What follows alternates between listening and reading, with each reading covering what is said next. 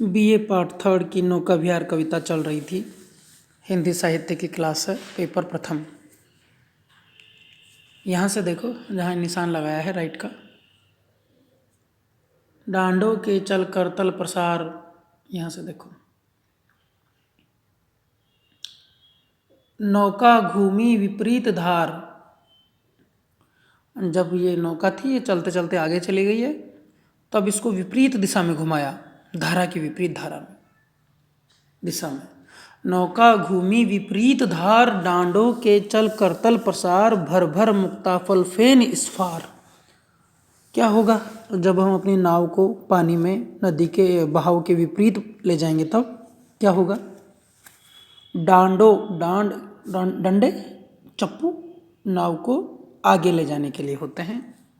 डांडों के यानी वो जो नाव चलाने का होता है ना, ऐसा ऐसा होता है नाव चलाने का, जिससे नाव चलाते हैं, नाव खेते हैं, उसमें लगा होता है डंडा, एक डंडा लगा होता है। हाँ, ऐसा तो उसका डंडा होता है, फिर वो आगे से थोड़ा सा ऐसा होता है जिससे कि नाव आगे बढ़ती है। चप्पू बोलते हैं जिसको। तो देखो, डांडों के चल करतल पसार, करतल यानी हथेलियों को बोलते हैं वैसे तो, लेकिन इसके आगे भी एक ऐसे हथेली जैसा होता है जिससे ये पानी काटता है। तो प्रसार यानी पसार यानी फैला करके। ये डांडों के चप्पू के चल यानी चलायमान, चल यानी चलायमान, जिसमें मोशन हो, गति हो। करतल ये हो ही गया, ये करतल हो ही गया, हथेली जैसा। करतल वैसे तो हथेली को बोलते हैं, करतल यानी हथेली, लेकिन ये हथेली जैसा ही है, इसलिए इसको कहा है लेखक ने करतल।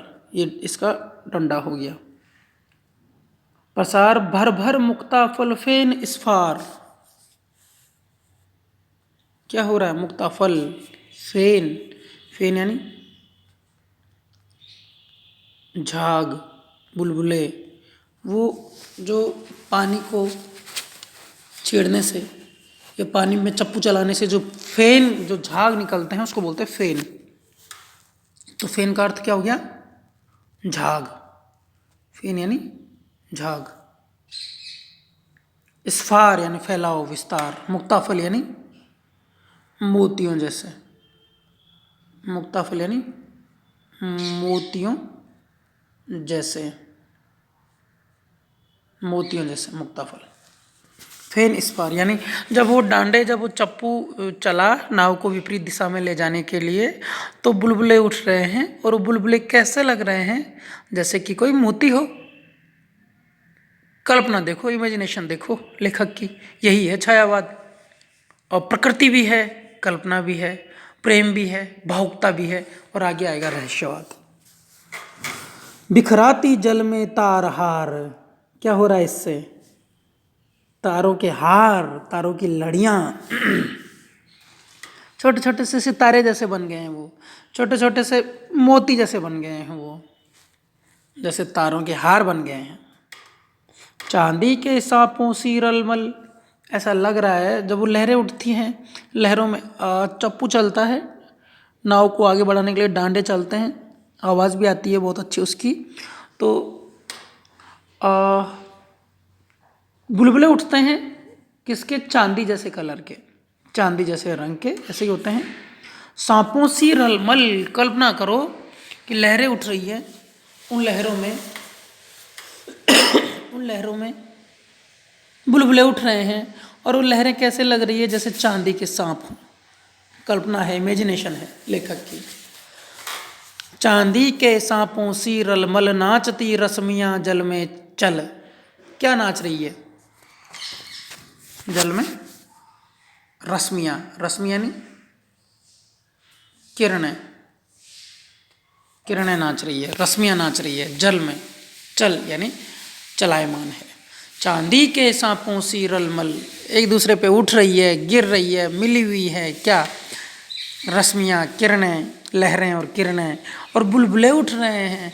तो वो जो सिकुड़न बन रही है उन लहरों की, ऐसी ऐसी लहरों की सिकुड़न बन रही है, और उन पे जो बुलबुले उठ रहे हैं, जो बुलबुले उठ रहे हैं, तो क्या लग रहा है? ऐसा लग रहा है जैसे चांदी के सांप, चांदी के सांप ऐसा लग रहा है। हाँ, रेखाओं सी खिंच तरल सरल, लहरों की लतिकाओं में खिल, सौ सौ शशि सौ सौ उडु झिलमिल, फैले फूले जल में फेनिल, अब उथला सरिता का प्रवाह, लग्गी से ले ले सहज था, हम बड़े घाट को सौत्साह। ये पूरा यहां से देखो, रेखाओं सी खिंच तरल सरल, रेखाएं जैसी खिंच गई है पानी में, क्योंकि नदी की विपरीत दिशा में, बहाव की विपरीत दिशा में नाव ले जाना है। अब नाव को विपरीत दिशा में ले जाएंगे तो लहरें भी उठेंगी। बोयडा गणेश जी के आपने देखा होगा कि नाव जब वापस आती है तो एक लहर के बाद दूसरी लहर, लगातार लहर पे लहर बनती ही जाती है, जो किनारे से आके टकराती है। तो जब विपरीत दिशा में नाव को ले जाएंगे तो लहरें बनेंगी, लहरें खिंच जाएंगी। तरल, लहरें कैसी है? तरल है। सरल यानी सीधी है, सीधी है। लहरें कैसी हैं? सीधी है। देखो ये भी देखो, लहर है और भी सीधी है। लहरें या तो ऐसे होती हैं और कभी कभी लहरें क्या होती है, एक लहर, दो लहर, तीन लहर, ऐसे ऐसे भी चलती है, आगे बढ़ती है, ऐसे सीधी भी चलती है।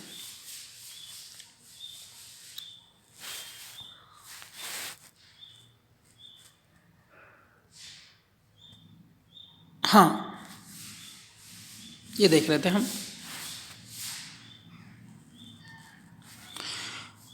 लहरों की लतिकाओं में खिल, सौ सौ शशि सौ सौ उड़ू झिलमिल। लहरों की लताएं हैं ये जो ऐसे लहरें चल रही है, एक के बाद एक पानी में आ रही है, ये लहरों की लताएं हैं। और लताओं में क्या खिल रहे हैं? सौ सौ शशि। अब एक लहर में अलग, इसमें अलग चंद्रमा दिखेगा, इसमें अलग चंद्रमा दिखेगा, इसमें अलग चंद्रमा दिखेगा। हर लहर में जब वो ऊंची हो जाएगी, थोड़ी सी पानी से थोड़ी सी ऊंची हो जाएगी, तो इसमें अलग अलग चंद्रमा दिखेगा। तो सौ सौ शशि यानी चांद, और सौ सौ उडू, उडू यानी तारे। उडू, उडू बोलते हैं तारों को। सूर सूर तुलसी शशि उडगन केशवदास। सूर यानी सूरदास, सूर्य के समान है। सूर सूर, सूरदास सूर्य के समान है। तुलसी शशि, तुलसीदास शशि यानी चंद्रमा के समान है। उडगन केशवदास, और केशवदास तारे के तारों के समान है। अब के कवि खद्योत समझहत हैं करत प्रकाश। ये प्रसिद्ध उक्ति है, सूरदास और केशवदास और तुलसीदास के महत्व को बताती थी। लेकिन बहरहाल हम देख रहे थे यहाँ पे उडू का अर्थ, उडू यानी तारे झिलमिला रहे हैं उन लहरों में। उन लहरों की लता बन गई है, लतिकाएँ बन गई है, उन लहरों की लतिकाएँ बन गई है। और उनमें क्या खिल रहे हैं? लताओं में क्या खिलते हैं? फूल खिलते हैं। और यहाँ फूल किसके हैं? शशि के, चांद के। उडू यानी तारों के। तो जो पानी की लहरें हैं, उन पानी की लहरों में फूल खिल गए हैं। काय के फूल खिल गए हैं? चांद के, तारों के। तारे मानो फूल हैं, सितारे मानो फूल हैं, चांद मानो फूल हैं। और जो लहरें बन गई है उन पे खिल रहे हैं, तो फूलों जैसे लग रहे हैं। और वो लहरें नहीं है, मानो लताएं हैं, लताएं हैं, रात में ऐसा लग रहा है। आगे देखो, फूलें फलें फूलें जल में फेनिल। फल रही है, फूल रही है, फूल आ गए इन पे जल में। फेनिल यानी बताया था, फेनिल यानी बुलबुलों से युक्त।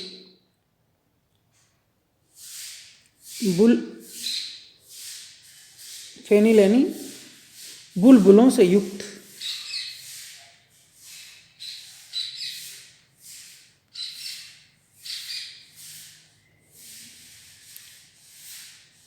बुलबुलों से युक्त। फेन बोलते हैं झाग को, झाग आता है ना,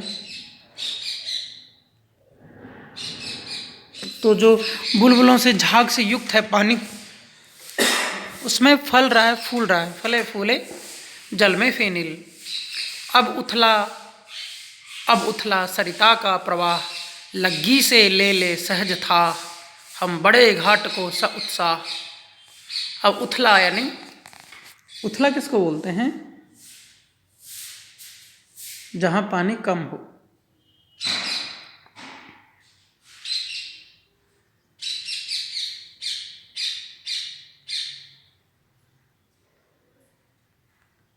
उसको बोलते हैं उथला।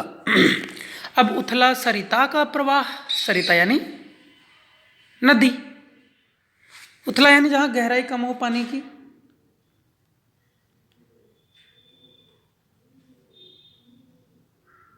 जहां पानी की गहराई कम हो उसको बोलते हैं उथला। अब उथला सरिता का प्रवाह, सरिता बताया अभी, सरिता यानी नदी। लग्गी से ले ले सहज था, लग्गी यानी एक सीधा डंडा, एक सीधा डंडा, उसको लग्गी बोलते हैं।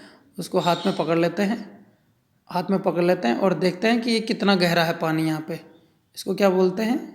लग्गी बोलते हैं।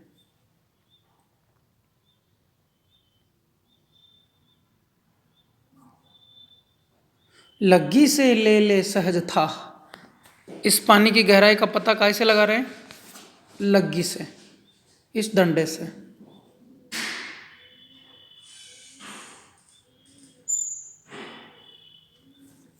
हम बड़े घाट को उत्साह, हम कहाँ जा रहे हैं?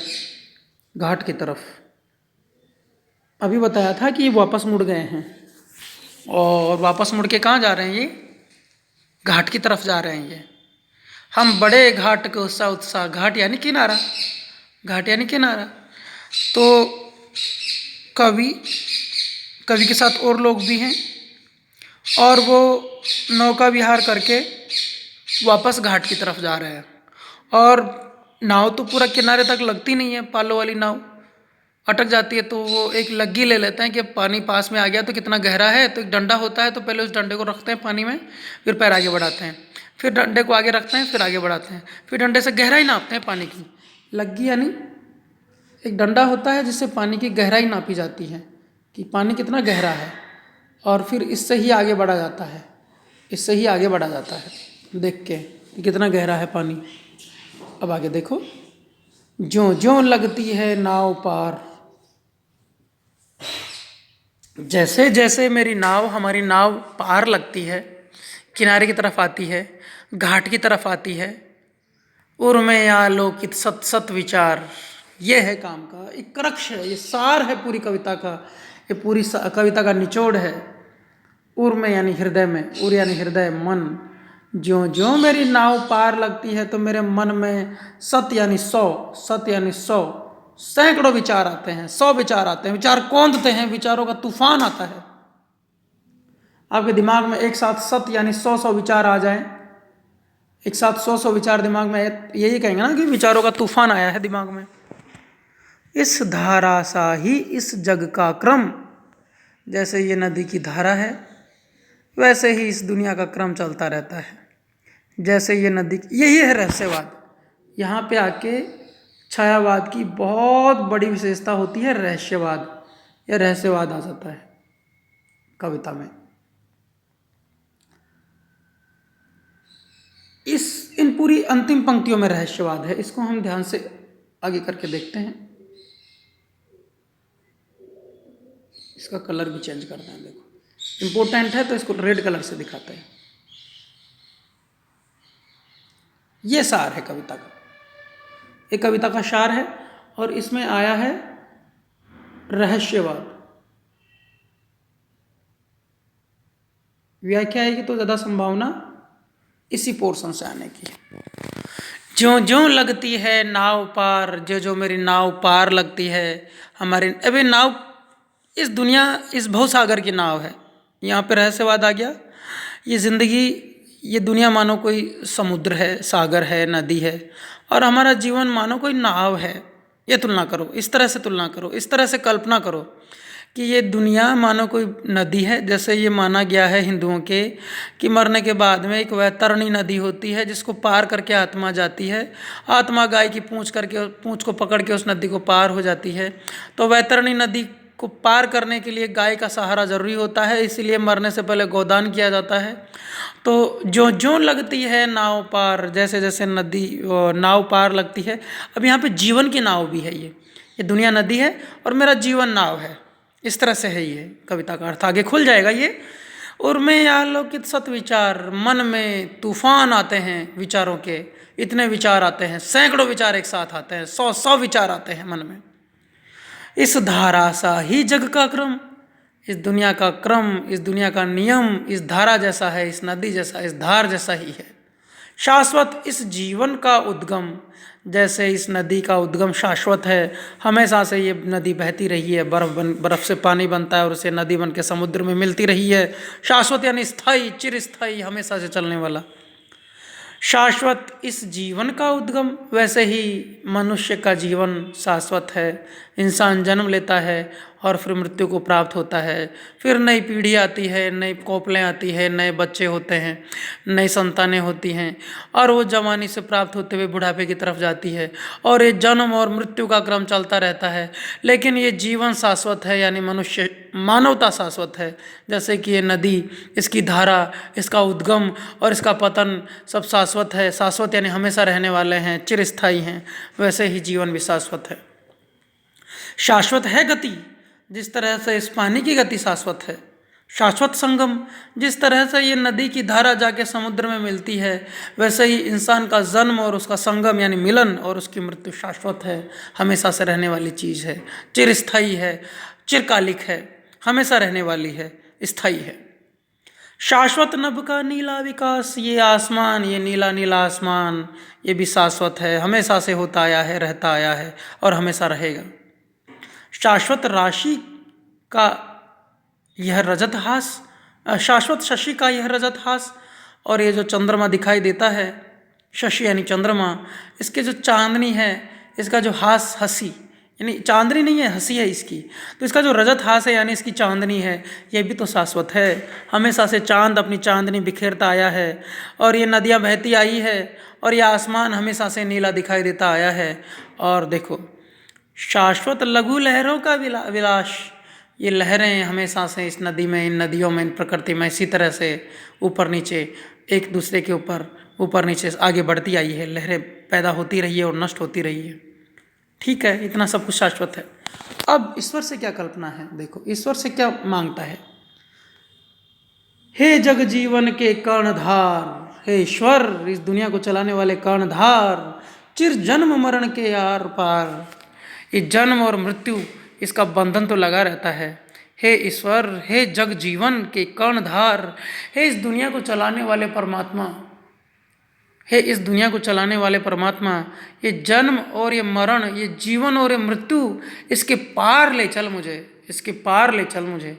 चिर जन्म मरण के आर पार, इससे भी परे तू है, इसके परे भी मुझे जाना है। शाश्वत जीवन नौका विहार, ये जीवन और ये मृत्यु चलती रहती है, नौका विहार जैसी है, हमेशा से जन्म और मरण लगा रहता है।